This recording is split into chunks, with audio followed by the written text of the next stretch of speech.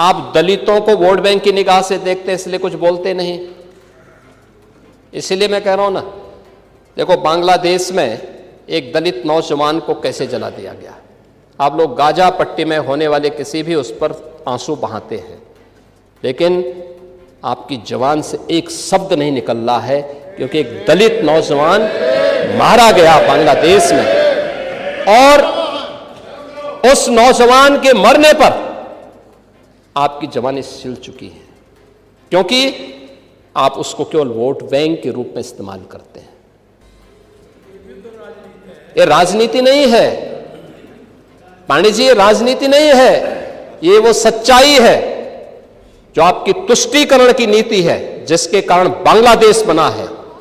अगर बांग्लादेश पाकिस्तान नहीं बना होता, इस तरीके से हिंदू नहीं जलाया होता, और जलाता तो फिर उसकी क्या दुर्गति होती या वह भी जानता। ये सुरक्षा की गारंटी, वहां मारे जा रहे हैं हिंदू, आप लोग नहीं बोलेंगे। एक कैंडल मार्च निकाल के चलते हैं गांजा के मुद्दे को लेकर के,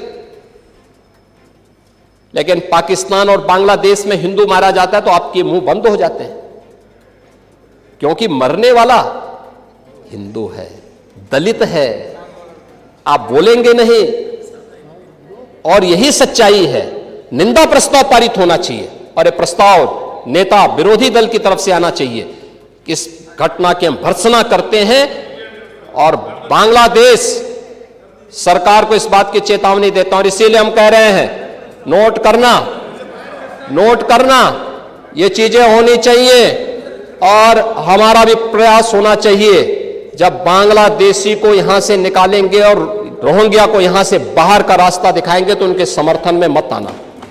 12 FSL लैब ये बी ग्रेड की बन चुकी हैं, 6 अन्य FSL लैब्स बन रही हैं। हर जिले में 2 फॉरेंसिक वैन हम उपलब्ध करवा चुके हैं एविडेंस कलेक्ट करने के लिए, और इस पर कार्य हो रहा है। सेफ सिटी के लक्ष्य को हमने प्राप्त किया है, इस पर कार्य हुआ है। UP SSF special security force 6 वाहिनियों का गठन हो चुका है। PSC, जिस पर हर यूपी वासी पहले गर्व करता था, समाजवादी पार्टी ने उनकी सभी कंपनियों को नष्ट करने का प्रयास किया। हमने 34 कंपनियों को जो समाप्त हो चुकी थी, इन्हें फिर से पुनर्गठित किया है और उनकी भर्ती की प्रक्रिया को पूरा बनाया है। और अब तो 3 महिला PSC की बटालियन भी वीरांगना उदा देवी के नाम पर, वीरांगना झलकारी बाई के नाम पर और वीरांगना अवंती बाई लोधी के नाम पर उत्तर प्रदेश के अंदर गठित हो चुके हैं। इन पर कार्रवाई आगे बढ़ चुकी है, और इसीलिए उत्तर प्रदेश अब ये नया उत्तर प्रदेश है। ये सब करने का परिणाम, आज देश का कुल मोबाइल फोन का जो भी प्रोडक्शन होता है वो यूपी के अंदर बन रहा है। 55% यूपी के अंदर बन रहा है। जितने भी इलेक्ट्रॉनिक कंपोनेंट बन रहे हैं उसका 60% यूपी के अंदर बन रहा है।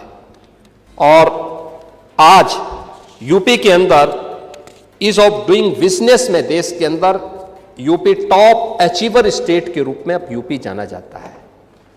ये है यूपी की नई पहचान।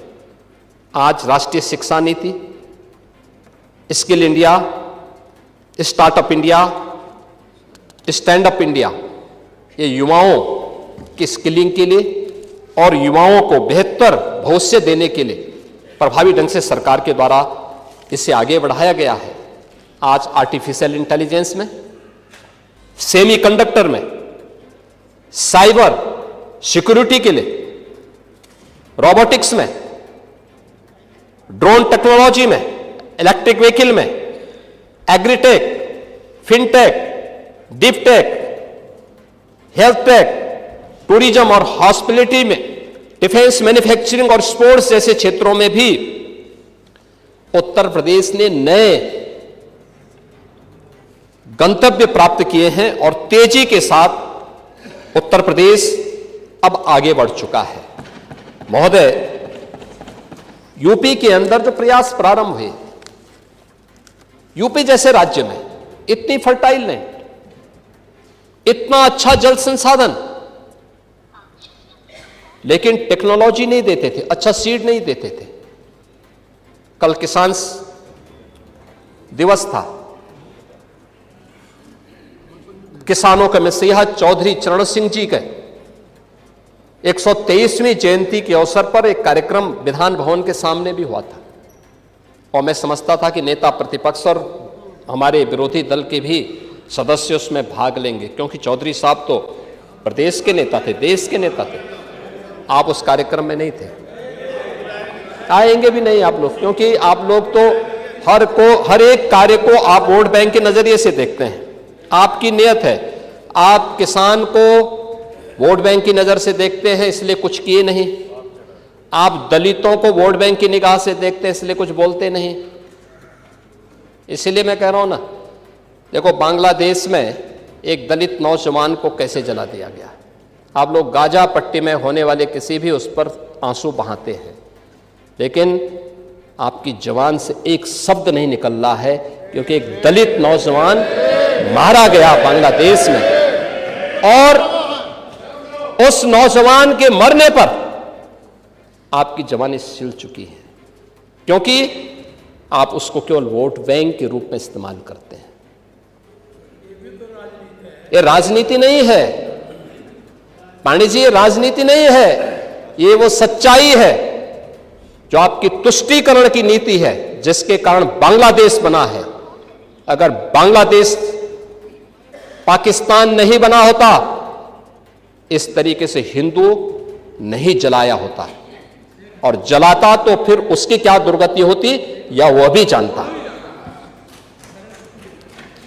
ये सुरक्षा की गारंटी,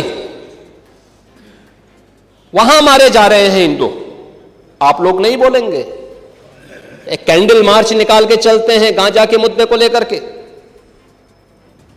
लेकिन पाकिस्तान और बांग्लादेश में हिंदू मारा जाता है तो आपके मुंह बंद हो जाते हैं, क्योंकि मरने वाला हिंदू है, दलित है, आप बोलेंगे नहीं। और यही सच्चाई है। निंदा प्रस्ताव पारित होना चाहिए, और यह प्रस्ताव नेता विरोधी दल की तरफ से आना चाहिए कि इस घटना की हम भर्त्सना करते हैं, और बांग्लादेश सरकार को इस बात की चेतावनी देता हूं। और इसीलिए हम कह रहे हैं, नोट करना, ये चीजें होनी चाहिए, और हमारा भी प्रयास होना चाहिए। जब बांग्लादेशी को यहां से निकालेंगे और रोहिंग्या को यहां से बाहर का रास्ता दिखाएंगे, तो उनके समर्थन में मत आना, क्योंकि उनमें से बहुत सारे लोगों के वोट आपने बनवाए हैं, उनके बहुत सारे लोगों के लिए आधार भी बनवाने का पाप किया है आप लोगों ने।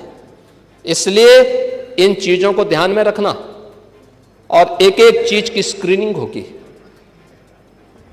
बहुत प्रभावी कार्रवाई करेंगे। हमारे ही देश में रह करके हमारे लोगों के खिलाफ अपराध, और वहां पे निर्दोष हिंदुओं पर अत्याचार करोगे, निर्दोष सिखों पे अत्याचार करोगे, ये स्वीकार्य नहीं हो सकता है। और यही आप करते हैं कि किसानों के बारे में भी आपका आचरण यही है। कल देखिए, शाही जी ने चौधरी चरण सिंह सीड पार्क का भी जमीन आवंटन का काम प्रारंभ कर दिया।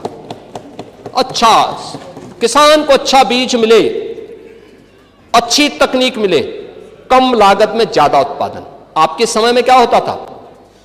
लागत ज्यादा थी, उत्पादन कम था, बाजार नहीं था, किसान तबाह था, परेशान था, बिचौलियों के द्वारा लाभ ले लिया जाता था। आज किसान सुरक्षित है, किसान को योजनाओं का लाभ मिल रहा है। और कल चौधरी साहब के नाम पर कार्यक्रम था, और इन सभी माननीय सदस्यों ने गन्ना मूल्य के बारे में कहा, हम लोगों ने दिया, लगातार दे रहा। यूपी आज के दिन पर देश के अंदर गन्ना उत्पादन का नंबर 1 का राज्य है।